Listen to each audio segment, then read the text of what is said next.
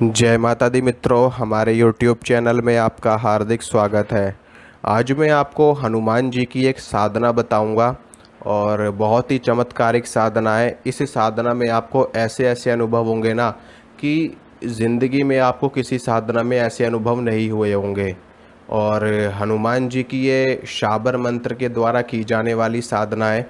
जैसे कि मैं पहले भी आपको बता चुका हूँ कि जो शाबर मंत्र होते हैं वो बहुत ही ज़्यादा शक्तिशाली होते हैं और बहुत ही ज़्यादा चमत्कारी मंत्र होते हैं। आप इनको चमत्कारी मंत्र कह सकते हो, ठीक है, क्योंकि ये अपना रिज़ल्ट तत्काल दिखाते हैं। अगर आप आज साधना कर रहे हो तो इसका रिज़ल्ट आपको कल देखने को मिल जाएगा, आपको आज के आज ही देखने को मिल जाएगा, आपको एक दो दिन के अंदर अंदर इनका रिज़ल्ट देखने को मिल जाता है, क्योंकि ये मंत्र कीलित नहीं होते। ठीक है, भगवान शिव ने सभी मंत्र तंत्र को कीलित कर रखा है, लेकिन शाबर मंत्र कीलित नहीं किए गए हैं। और इसी कारण से, और ये शाबर मंत्र जल्दी सिद्ध होने वाले मंत्र होते हैं। अन्य अन्य मंत्रों का आप जप करोगे 10 लाख, 12 लाख, 20 लाख, 25 लाख, 32 लाख, 50 लाख, तब जा कर के वो मंत्र पूरी तरह से सिद्ध होते हैं। लेकिन शाबर मंत्र कुछ हज़ारों की संख्या में ही सिद्ध हो जाते हैं पूरी तरह से। और जिस दिन से आप इन मंत्रों का जप करना शुरू करते हो उसी दिन से ये मंत्र अपना रिजल्ट दिखाना शुरू कर देते हैं। भले से आपको थोड़ा सा एक दो दिन में आपको समझ में ना आए या आपको महसूस ना हो शक्ति का, लेकिन कुछ दिनों के बाद में आपको शक्ति भी महसूस होने लगेगी। और इन मंत्रों में इतनी ज़्यादा शक्ति होती क्यों है? एक तो इसका कारण ये है कि ये मंत्र कीलित नहीं है, ठीक है, पहला कारण तो ये है। दूसरा कारण ये है कि इन मंत्रों में देवी देवताओं को दुहाई दी जाती है, उनको आन दी जाती है, उनको, यहाँ तक कि कुछ मंत्रों में तो देवी देवताओं को गालियाँ तक दी जाती हैं, ठीक है। और इसमें कई प्रकार के मंत्र होते हैं, शाबर अढ़ैया होता है और बरभर शाबर होते हैं, कई तरह की पद्धतियाँ इसमें भी होती हैं शाबर मंत्रों में भी, लेकिन विशेष रूप से इनको शाबर पद्धति कहा जाता है। और ग्रामीण भाषा में भी इन मंत्रों का इन मंत्रों का प्रचलन बहुत ज़्यादा है ग्रामीण लोगों में, यानी कि जो लोग आपने देखा होगा ग्रामीण क्षेत्रों में रहते हैं या फिर शहरी क्षेत्रों में भी इन मंत्रों का प्रचलन बहुत ज़्यादा है। और इसी कारण से है क्योंकि ये मंत्र अपना तुरंत लाभ दिखाना शुरू कर देते हैं। तो आज मैं आपको हनुमान जी का भी एक शाबर मंत्र बताऊंगा और हनुमान जी की एक साधना भी बताऊंगा। इस शाबर मंत्र से आप हनुमान जी की साधना करेंगे तो आपको हनुमान जी की शक्ति का अनुभव बहुत जल्दी होगा, शीघ्रता के साथ होगा। तो चलिए शुरू करते हैं। सबसे पहली चीज़ तो ये है कि इस साधना में आपको ब्रह्मचर्य का पालन करना होगा। और ये 41 दिनों की साधना है। 41 दिनों की साधना मैं इसलिए बता रहा हूँ क्योंकि बहुत से लोग ज़्यादा संख्या में मंत्रों का जप नहीं कर पाते और वो लोग ये कहते हैं कि मंत्रों की संख्या कम हो लेकिन दिन ज़्यादा हो तो कोई दिक्कत वाली बात नहीं है। तो इसीलिए ये साधना मैं आपके लिए लेकर के आया हूँ। और 41 दिनों की साधना है। 41 दिनों तक आपको ब्रह्मचर्य का पालन करना है। जो लोग 41 दिनों तक ये साधना नहीं कर सकते वो लोग इस साधना को 21 दिनों के लिए भी कर सकते हैं, ठीक है, कोई ऐसी दिक्कत वाली बात नहीं है। आप ये साधना 11 दिन भी कर सकते हो, 21 दिन भी कर सकते हो और 41 दिन भी कर सकते हो। जितने भी दिन आपको श्रेष्ठ लगे, जितने भी दिन आपको लगे कि मैं ये साधना कर सकता हूँ, तो उतने दिन का संकल्प लेकर के आप ये साधना शुरू कर सकते हो। तो इस साधना के नियम क्या है, सबसे पहले वो आप लोग सुन लीजिए। इस साधना के नियम है, पहला नियम है ब्रह्मचर्य का पालन, ठीक है। दूसरा नियम है ज़मीन पे सोना, ज़मीन पे सोना दूसरा नियम है इस साधना का। तीसरा नियम है अंडा, मीट, शराब, ये सारी चीज़ें आपको नहीं खानी पीनी, बिल्कुल भी छूनी तक नहीं है। और चौथा नियम है आपको प्याज लहसुन भी छोड़ना पड़ेगा इस साधना में, क्योंकि ये हनुमान जी की साधना है। हनुमान जी परम सात्विक देवता हैं। और प्याज लहसुन छोड़ना है, अंडा, मीट, शराब, ब्रह्मचर्य का पालन, ज़मीन पे सोना, ठीक है। बस इतने ही नियम है इस साधना के, और कोई विशेष नियम नहीं है। इन नियमों का पालन करते हुए अगर आप साधना करोगे तो आपको 100% रिज़ल्ट मिलेगा और भगवान हनुमान के आपको साक्षात दर्शन भी हो सकते हैं अगर उनकी कृपा हुई, उनकी इच्छा हुई तो, नहीं तो सपने में तो आपको दर्शन हो ही जाएंगे। तो अब साधना करनी कैसे है ये भी आप लोग सुन लीजिए। जहाँ पर भी आपका पूजा घर है, आपके घर में मंदिर तो होगा ही, सबके घर में होता है, तो वहाँ पर हनुमान जी के सामने आपको देसी घी का दीपक जला लेना है और एक धूप बत्ती आपको जला लेनी है।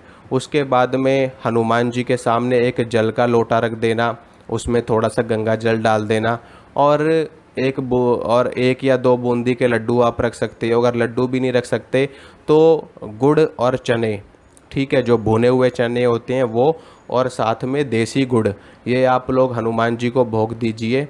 और रोज़ आपको ये रखना है जब तक आपकी साधना चलेगी। और देसी घी का दीपक तब तक आपका जलना चाहिए जब तक आप मंत्र का जाप कर रहे हो।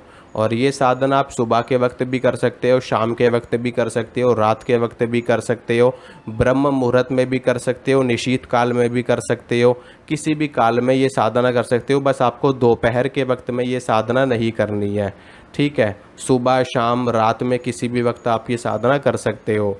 अब रुद्राक्ष की माला से आप जप कर सकते हो, तुलसी की माला पे भी आप इस मंत्र का जप कर सकते हो, और लाल चंदन की माला पे, मूंगे की माला पे भी आप इस मंत्र का जप कर सकते हो। और मंत्र सुनिए, मंत्र इस प्रकार है। ओम हनुमान पहलवान, वर्ष 12 का जवान, हाथ में लड्डू मुख में पान, आओ आओ बाबा हनुमान, न आओ तो दुहाई महादेव गौरा पार्वती की, शब्द साचा पिंड कांचा, फुरो मंत्र ईश्वर वाचा। मंत्र दोबारा से सुनिए। ओम हनुमान पहलवान, वर्ष 12 का जवान, हाथ में लड्डू मुख में पान, आओ आओ बाबा हनुमान, ना आओ तो दुहाई महादेव गौरा पार्वती की, शब्द साचा पिंड कांचा, फुरो मंत्र ईश्वर वाचा। ये शाबर मंत्र है, डिस्क्रिप्शन बॉक्स में भी लिख दूंगा इस मंत्र को, वहाँ से भी आप लोग देख सकते हो। इस मंत्र की आपको प्रतिदिन 3 माला करनी है, ठीक है। 3 माला आपको प्रतिदिन करनी ही करनी है। और 21 दिनों तक आप कर सकते हो तो 21 दिनों तक करो, 11 दिनों तक कर सकते हो तो 11 दिनों तक करो, और 41 दिनों तक कर सकते हो तो 41 दिनों तक करो। वैसे कोई भी साधना पूर्ण रूप से, अगर कोई साधना की सिद्धि करना चाहता है कोई व्यक्ति, तो कम से कम 41 दिनों तक साधना करनी चाहिए। क्योंकि चंद्रमा पृथ्वी का चक्कर लगाता है और उसका चक्कर पूरा होने में महीना सवा महीने का समय लगता है। और इसी कारण से साधना भी जो हमारी होती है वो 40 दिन से लेकर के 45 दिनों तक करनी चाहिए। उसकी पूर्णता हो जाती है, साधना की पूरी सिद्धि उसकी 40 से 45 दिनों के बीच में प्राप्त होती है। और इसी कारण से हमेशा 40 दिन का चिल्ला किया जाता है, 40 दिन का चालीसा किया जाता है, 40 दिन की साधना करी जाती है, ठीक है। और हमारे हिंदू धर्म में, हमारे सनातन धर्म में एक का बहुत ही ज़्यादा महत्वपूर्ण स्थान है। तो इसीलिए, क्योंकि ब्रह्म एक ही है, परमेश्वर एक ही है, परमेश्वरी एक ही है, इसीलिए एक जोड़ दिया जाता है हमेशा नेक के तौर पे। और इससे एक पॉजिटिव वाइब्रेशन भी आती है और ये बहुत ही शुभ माना जाता है हमारे हिंदू धर्म में। इसीलिए 11, 21, 51, 41 इस तरीके से लिया जाता है। तो आप ये साधना 41 दिन की करोगे तो बहुत ही ज़्यादा उत्तम है। जो लोग 41 दिन तक नहीं कर सकते वो कम दिनों की करें। तो आशा करता हूँ ये है इसमें। और जब आप मंत्र का जप कर लोगे, मंत्र की 3 माला करने के बाद में मंत्र का जप हनुमान जी को अर्पित कर देना है और गणेश जी को प्रणाम कर लेना साधना शुरू करने से पहले, क्योंकि वो अग्र पूजा के अधिकारी हैं, रिद्धि सिद्धि के दाता हैं। तो उनको नमस्कार कर लेना, भगवान शिव को नमस्कार कर लेना, क्योंकि शाबरी विद्या भगवान शिव से ही प्रचलन में आई है। आगे जाकर के इसे मत्स्येंद्रनाथ और गुरु गोरखनाथ जी ने इसका खूब प्रचार प्रसार किया। तो भगवान शिव को प्रणाम कर लेना, भगवान गणेश को प्रणाम कर लेना। और हनुमान जी क्योंकि राम जी के सेवक हैं, वो बिना राम नाम के वो कहीं भी नहीं जाते, तो भगवान श्री राम को प्रणाम करना, भगवान श्री राम का नाम लेना 3 बार, 5 बार, 7 बार, 11 बार, जितनी बार भी आप लोग ले सको भगवान श्री राम का नाम लेना। फिर उसके बाद में हनुमान जी के मंत्र का जाप आप करो।